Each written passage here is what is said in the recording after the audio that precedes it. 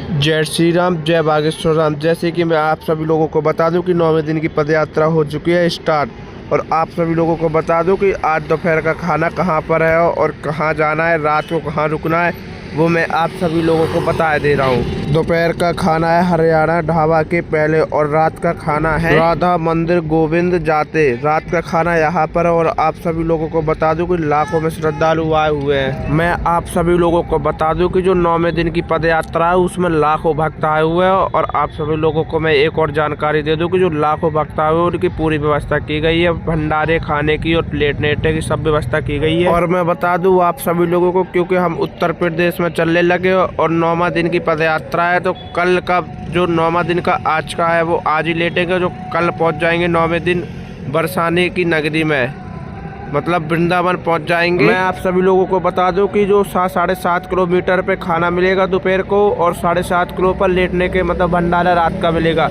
क्योंकि 9वें दिन को चलना है पूरा 15 किलोमीटर। सभी लोगों को मैं 10वें दिन की जानकारी सुबह से ही दे दूंगा, कितना चलना है, क्या व्यवस्था है वृंदावन में और कैसे भक्त कितने, क्योंकि लाखों में बहुत श्रद्धालु आए और वृंदावन के लिए बहुत से बाबा जी ने बोला है कि आप सभी एक दिन के लिए आओ, बट आओ।